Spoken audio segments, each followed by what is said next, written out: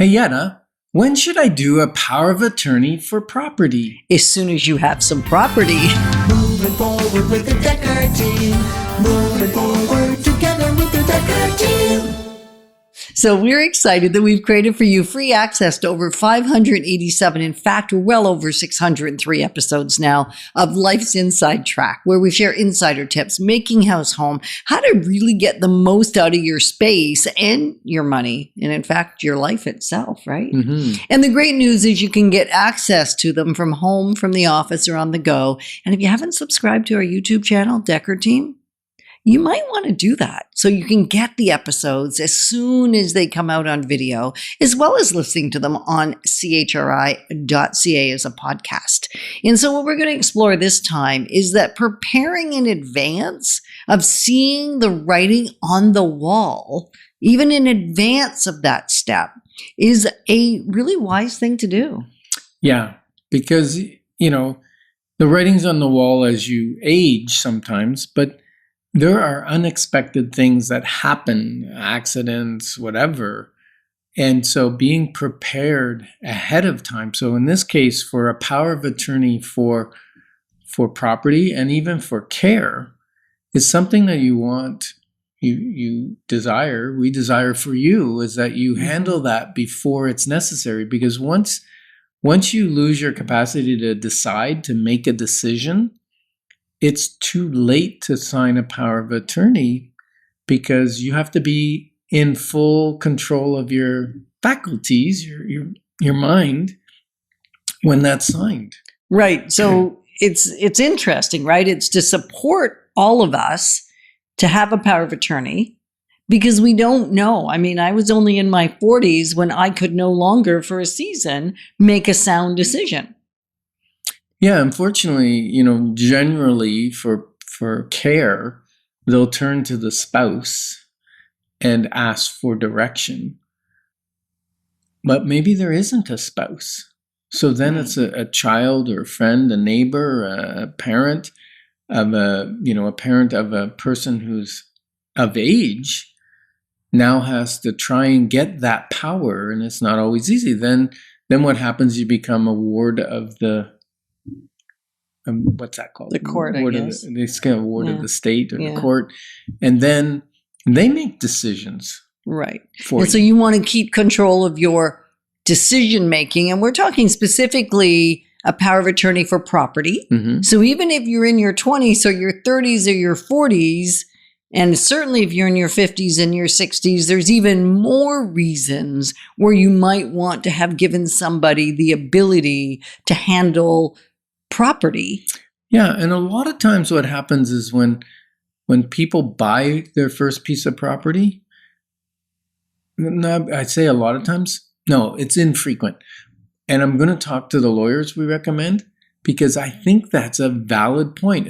As you're buying your property, that's the time to fill out your power of attorney and your power of care and your will. You might as well have those done at the same time. Now, maybe some lawyers offer it or recommend it. Maybe sometimes buyers think, oh, that's just an upsell. It's the perfect time to do it. And right. I don't know, it's under $1,000 to do all three, right? Well, I don't know. It depends on how complicated your situation is. So we're certainly not going to start giving you what the rates are. It could cost you thousands and thousands, or there are lots of, you can do them online. There are forms that are fillable. You just want to make sure that whatever you do, it's actually a legally binding document or documents as the case may be, right? A handwritten will is still permissible and fine. It's just if you have somebody that understands what the ramifications are down the road and can make sure the legalities are done, that's what we would personally choose and have chosen to do our whole married life, is have a professional that knows more than we do, and we're not reliant on our own expertise and even finding what the internet says, whether we're using AI or whether we're using Google. It's a big deal. And power of attorney for property may be used even when someone's traveling if you want to. Now that's more, you'd give it to your spouse. right? But you don't have to have only one provision. This person has my power of attorney for property or for care, provided they're available. And if not, then this person has my power of attorney. And those documents are official. They need to be witnessed. Better even yet is to have it notarized by a notary or a lawyer and stamped, because then they attest that you are of sound mind when you do your will, your power of attorney. And the other thing is, know that why do you need the will? Is the power of attorney ceases to operate as soon as you cease to live. A power of attorney, whether it be for care or property, only is enforceable while you're still alive. Exactly. And the reason we're talking about this is we're talking about the golden years and we're talking about aging is because there's more and more reasons that you might want to have the power of attorney for property in place. And yet it's always a good idea. This is really for everyone, not just for those of us that are in our golden years, because I keep forgetting that we are in our golden years. Yeah. And if you've been given power of attorney, we highly, highly recommend that you allow the senior or the person that you need to take over power of attorney for as much input as they desire. Like, have them at the meetings, have them at the, and then make sure that they can make a decision. But as long as it's a wise decision, then you just let them, you're kind of oversight. You let them do their business. And then you can always sign underneath as well as a secondary signature that as the power of attorney, you agree with what they've said. Now, the other thing that's happening, Yetta, is sometimes we need to take power away from our elderly people because there's so many scams and hurtful people out there. Well, the stats are pretty astounding, right? In 2017, there were approximately how many millions of dollars of fraud against seniors specifically? And there's people of all ages that are just shy of 400 million.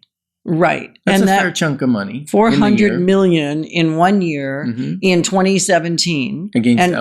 Against elderly specifically. And now in 2021. It was almost $1.7 billion of elderly fraud.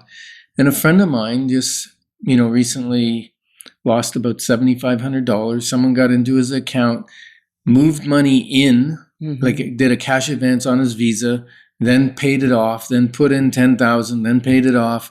And so basically he got on the phone with him and said, you're going to get charged with fraud. I have control of your account. I've just put $10,000 in there. I want you to go to the bank and I want you to get, this amount out of the cash machine.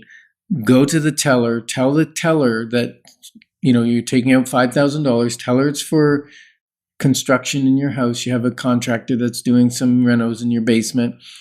And the person stayed on the phone with him the whole time in his pocket, listening to the conversation. And he said, if you don't do it correctly, I'm going to call the police and charge you with fraud.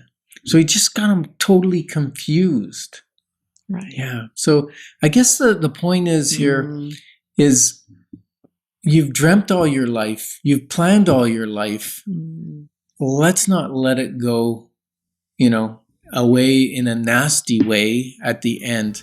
Let's plan in advance because together we're clarifying your options because when we do, your wisdom will flow. Moving forward with the Decker team. Moving forward together with the Decker team.